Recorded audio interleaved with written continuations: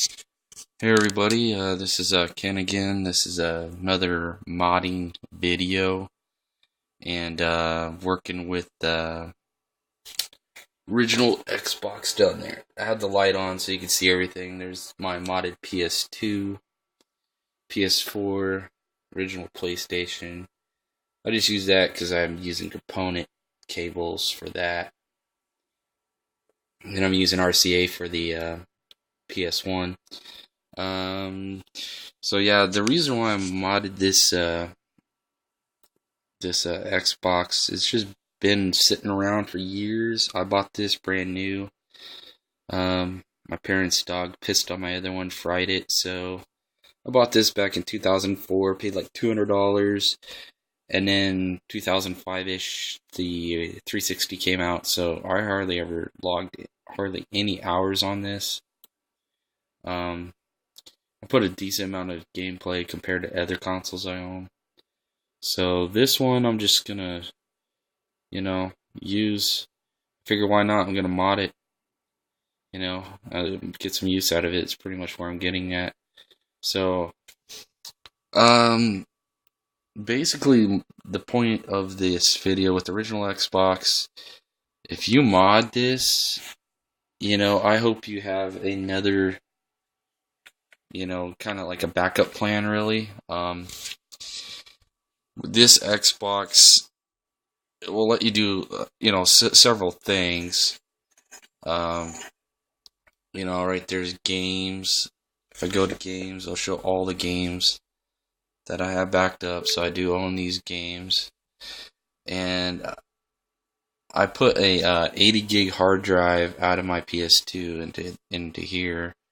Right now I'm just using the 8 gig in the PS2 that was in my Xbox.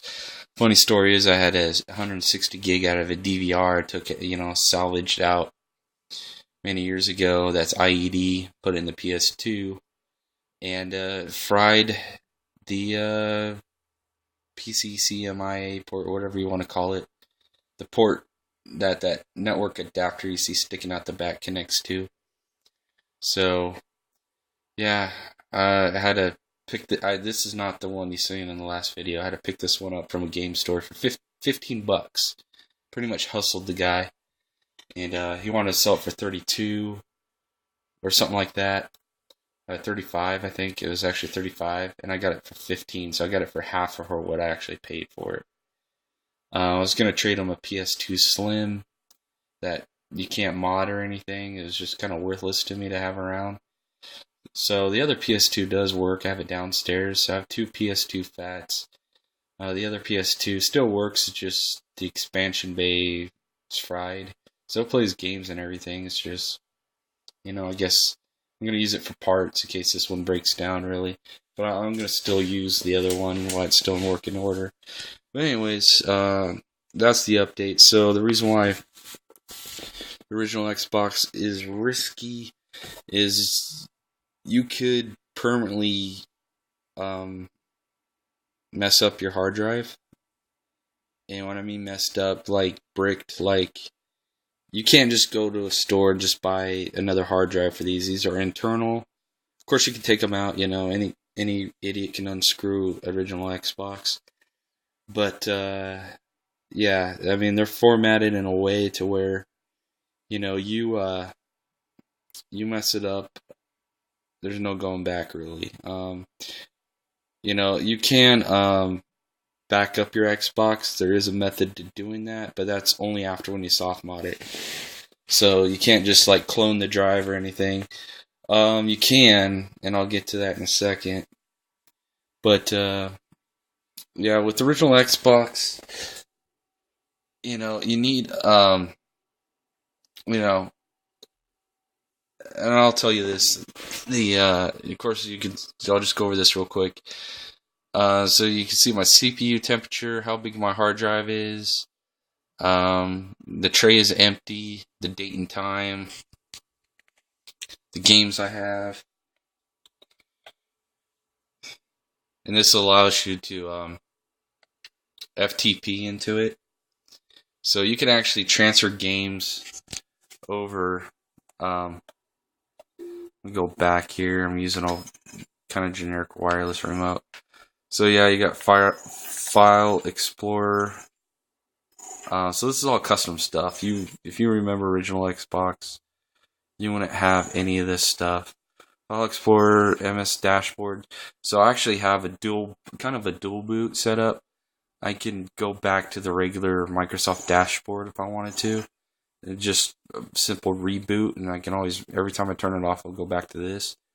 And then you got system, and then you got miscellaneous. Yeah, the miscellaneous will let you copy the games. So, excuse me, I have allergies or something. But you have FTP, stop FTP, reset, open disk tray, so I can copy game disk. So this is just all kind of cool stuff you can do. Hit the wrong button. But yeah, it just gets you some more life and use out of this. And honestly, I'm probably, because I pulled the original hard drive out of there, it's been running since like 2004, not non-stop, but, I've been collecting dust since 2004. But that original hard drive, I don't know how much longer it would last. You can hear it was kind of like fragmented or something. It makes not a grinding noise, but I call it gargling noise, what old hard drives usually make. So yeah, I got an 80 gig hard drive in here, 7200 RPM Western Digital Black, which is like the fastest IED hard drive you can get. So to my surprise, it was working. Here's the thing I was getting to. This is an actual custom cable. So this is a USB hub that is, I soldered. This is a cord that was partially chewed by my little brother's dog. I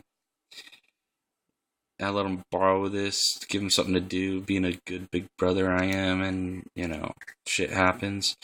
So, yeah, I mean, this is a USB hub, so I can put USB drives in there and everything, and then I got this USB key, and it allows you to put the key in the hub, which you can run your, exploit your custom software. But to get the custom software, this is half the battle. This is kind of easy, actually.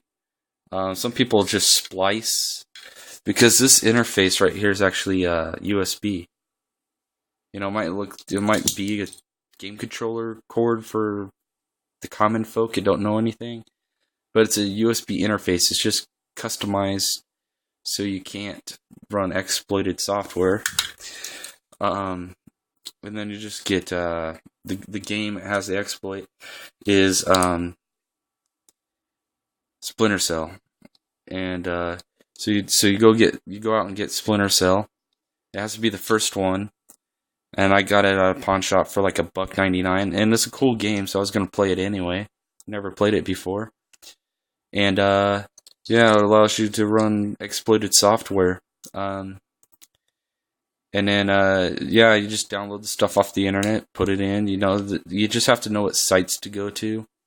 Now, there's one called like Xbox HQ, like headquarters, Xbox headquarters, I guess, or xboxhq.com. I think it's hyphen HQ. But that's where you want to go, and you can get the exploited software. So you got a custom screensaver that says Ken's Xbox, and the light turns orange when it's screensaver mode. Yeah, once you do that, then you're in. So honestly, this mod's easier than the PS2, but the PS2 is actually less risky. There's no hard drive. All I could do is pull out this memory card. Boom. It's a normal PS2 again. Put my exploited memory card. This is the one that has my game saved on it. This is the exploited one. So the PS2 boots up to the exploited memory card. It allows me to, record stuff to a hard drive, play copied games. The thing about the Xbox, you could probably play copied games, but this one has that special drive where even like my CDs, which, these are, most of them are my own, by the way, but these are just backups.